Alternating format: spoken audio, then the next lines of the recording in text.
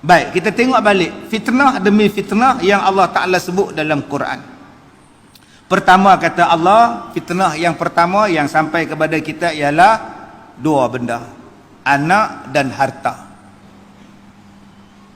Amwalukum wa auladukum, harta-harta kamu dan anak pinak kamu adalah ujian pada kita.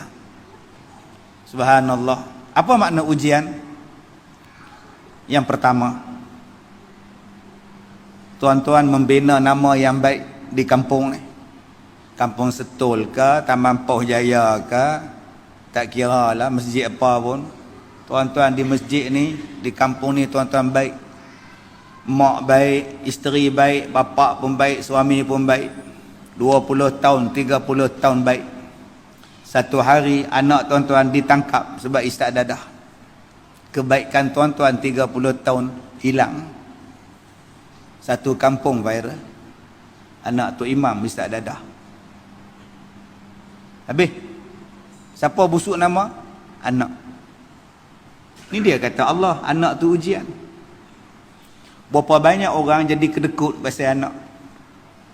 Bila dia ada tabung tadi, tak awak masuk. Pasal apa tak awak masuk? Nak beli susu anak. Tak pergi masuk tak cukup duit. Tak payah pergi masuk pun tak apa. Mak bapak jadi kedekut pasal anak punya pasal. Jiran datang rumah. Di belakang dapur tu dengan laksa ada, bihun sup pun ada. Jiran mai, Assalamualaikum. Waalaikumsalam. Mai masuklah. Jamu air bujang aja. Tak ada apa kat nak yang bujang lah. Padahal laksa dengan bihun sup di belakang. Pak siapa tak hidang? Anak menantu nak balik. Sekali lagi hidang kat jiran dekat tetamu ni, menantu tak cukup, anak tak cukup. Duk setengah jam, tetamu pun balik. Tak apalah, kembali lah. Assalamualaikum lah. Tak minum apa pun. Nak minum apa, hantar hidang. Balik menantu dengan anak tu satu kereta, tu dia awak balik. Bihun sup satu, laksa satu. Dia bungkus pula tengah jalan balik. Loh, mak buat apa? Laksa, apa pun beli laksa. Macam anak tu jadi fitnah pada kita. Tuan-tuan cuba tengok anak hari ni menjadikan mak bapak pening. Saya duk jaga budak-budak ni berapa lama, tuan. Baik budak nakal, baik budak baik, baik budak hak serban besar, baik budak hak tak pakai sepiah. Serupa je budak. Apa yang saya tak jaga budak-budak ni? Macam-macam kes. Cermin tingkap tu saja dia pergi tumbuk. Pam, pecah. Pak siapa hang tumbuk? Saja. Tulis surat kat mak. Vandalism. Pecah cermin. Minggu depan dia ambil bata, dia pergi empuk pecah tandas. Pram, pecah. Saya main tengok tandas ni, macam mana boleh pecah, pelik sungguh. Batu ke apa budak-budak ni berak.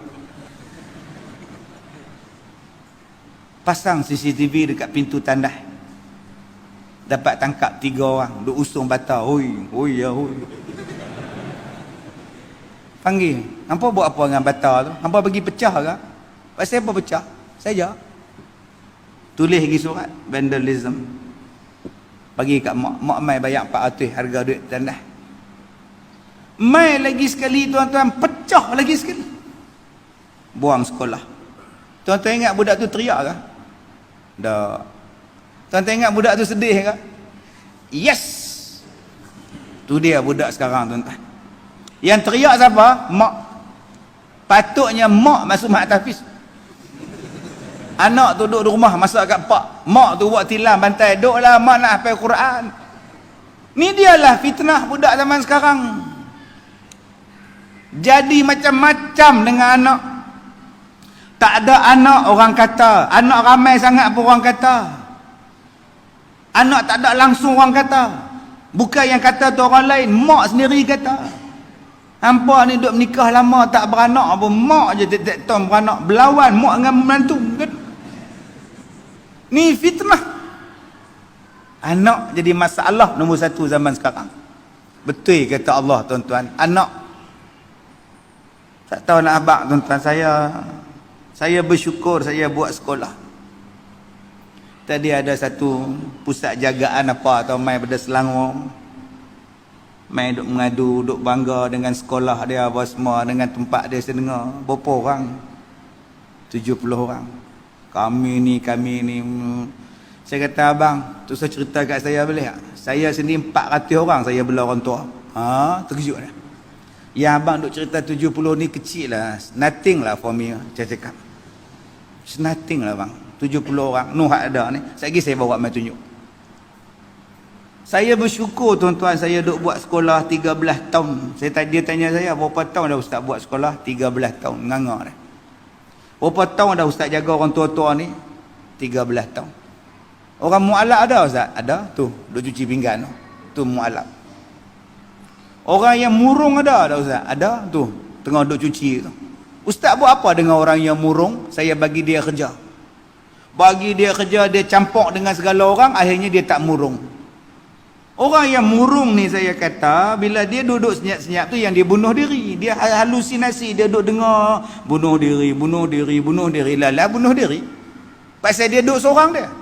Kalau dia duduk ramai-ramai, saya kata, dia takkan jadi murung. Ustaz di sini ada tak pondang ustaz? Ada. Mana dia? Berhenti dah, pergi buka kedai mi. Kedai mi depan tu, nak pergi makan, jom. Mula-mula mai tuan-tuan, saya tanya dia, halkum pergi mana? Halkum buang. Sakit tak? Mula-mula sakit kan, okey lah. Macam mana bentuk halkum? Dia kata macam tulang ayam yang warna putih yang duk goreng tu. Lembut macam tu, kikir. Kikir sendiri ke? Dah, doktor. Oh, ingat kikir sendiri. Nak jadi perempuan. Tu pasal apa yang nak berubah balik, nak jadi lelaki balik pasal? Ustaz, depan mata saya ustaz. Kawan saya, housemate lah kan, dia meninggal. Habis tu tak ada orang nak uruskan mayat ustaz. Lama tunggu ustaz. Saya tak tahu kan. Ustaz tu datang balik. Kenapa? Dia buka baju, dia tengok ada benda kat depan tu, keluar ustaz tu kata dia. Oh iya ke? Habis tu panggil ustazah kan, ustazah pun datang. Yang depan tu okey, dia buka bawah lagi, ada pula lari pula ustazah tu ustaz kata. Sudah. Habis tu siapa yang mandikan mayat tu? Saya lah. Oh tahu pula awak mandi Belasah je kata dia. Subhanallah. Sejak itulah saya berubah ustaz. Lah, itulah benda hak saya jumpa 13 tahun. Kalau saya tak buat, dia jadi apa? Jadi padam api. Kalau tak buat jadi padam, buatlah. Tapi bila buat sakit tak? Sakit. Sakit hati, sakit jiwa, sakit telinga, sakit mata, sakit apa-apa pun. Yang mengata, yang mengutuk, yang memfitnah, yang memviral, tak tahu menatang apa pun. Ni nak selamatkan anak-anak ni. Nak selamatkan budak-budak ni. Habis tu, sampai ada orang cakap dekat saya. Ustaz cakap dekat saya. Yang entah gatai pergi buat pasal apa? Tak suruh pun, yang entah apa, tak tanggung lah. Ustaz cakap. Saya diam. Dia ni mengajar hadis, tapi hadis dia baca pun dia tak amal. Kalau semua orang lepas tangan, bara tu jatuh, terpadam, mana nak cari api? Tak apalah. Janji Islam tu kita jaga. Mereka ni tak murtad, mereka ni tak jadi LGBT, mereka ni tak jadi budak jahat, mereka tak isap dadah. Pasal jadi fitnah pada mak bapak. Fitnah pada kita anak-anak zaman sekarang, tuan-tuan. Tuan-tuan boleh bayang tak satu mak bawa anak dia budak universiti mengandung.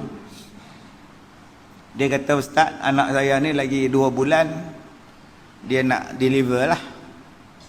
Nak sampai ke mana sebenarnya? Ni apa? Salin, cakap lah salin. Habis tu, so I nak minta ustaz tolong tempatkan dia di sini untuk 2 bulan 3 bulan.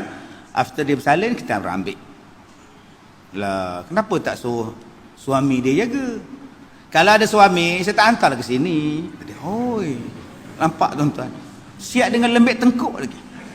Kalau ada suami, saya tak hantar ke sini ustaz lah. 2 bulan je ustaz, 3 bulan je lah, habis pantang saya ambil. Habis tu anak je mana? Anak tu terpulang pada ustaz. Ustaz nak buat apa? Ustaz ambil lah. Tapi anak saya ambil balik, nak sambung belajar ustaz. Lah, kenapa tak cari laki-laki yang mempengandungkan dia bertanggungjawab lah? Saya dah tanya ustaz, dia jawab ramai ustaz. Astaghfirullahalazim, tuan-tuan. Ni mak dengan anak relax. Yang anak tu tak ada nampak muka bersalah, tak ada, muka relax. Fitnah hari ni. Kita ingat anak kita jadi masuk universiti pandai bawa diri.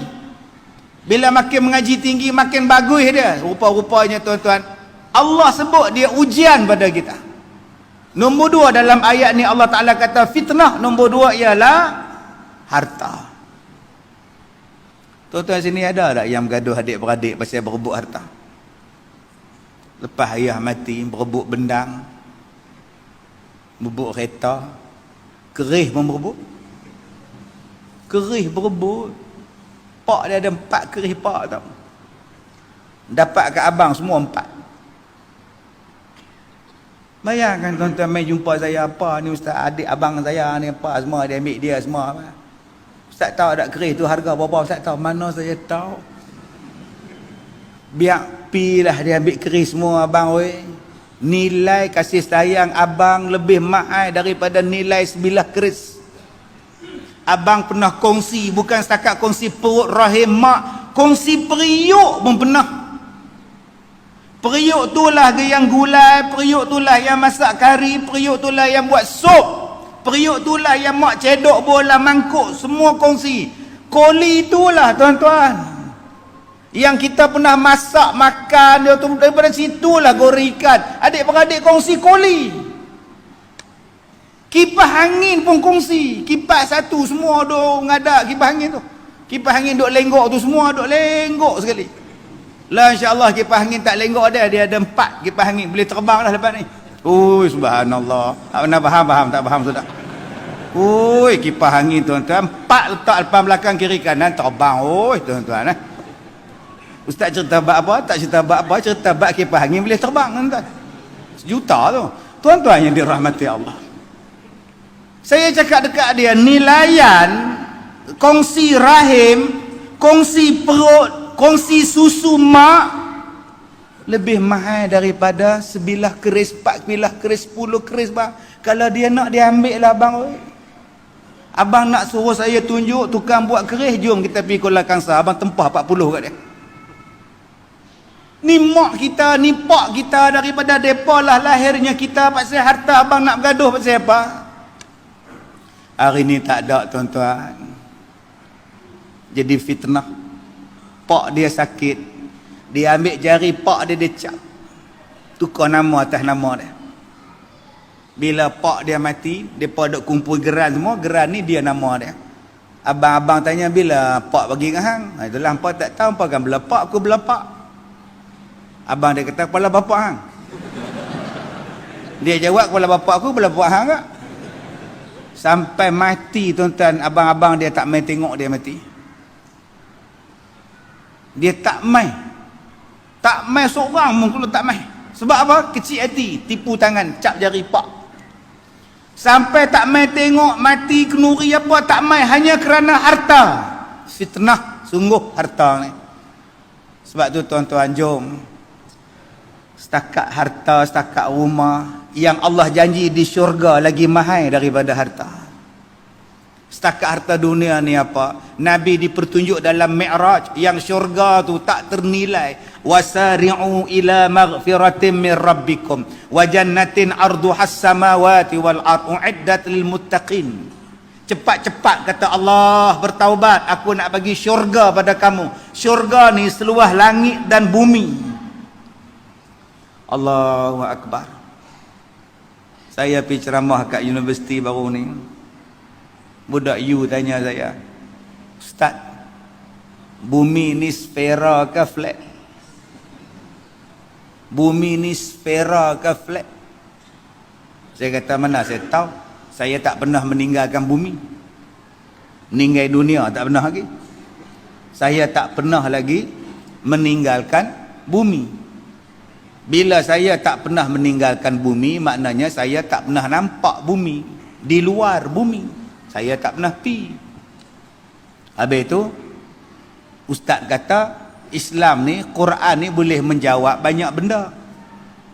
Takkan bumi bulat ke flat ustaz tak boleh jawab?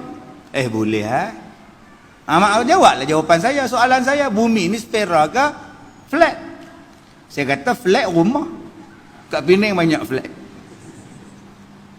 Allah kata fasalu ahla zik in kuntum la ta'lamun. Tanya pada orang yang tahu kalau hang tak tahu. Itulah jawapan Allah. Siapa yang tahu bumi ni bulat ke spera? Ke flat ke apa ke, bujok ke, buah limau ke, telok ke apa? Angkasawan. Sebab dia pernah duduk di sana. Pergi tanya pada angkasawan. Dia lah nampak, dia teropong, dia tengok, dia rakam. Dapatlah jawapan. Kita tak mau tanya angkasawan, yang kita nak tanya pada orang sawan. Tu macam mana nak dapat jawapan? Tuan-tuan bayangkan langit, seluas langit dan bumi syurga ni. Luas sungguh. Kita pun tak pernah sampai ke langit melainkan Nabi Muhammad. Luas sungguh tuan-tuan, begitulah bandingan syurga. Dan kata Allah, cepat-cepat taubat, aku nak bagi syurga.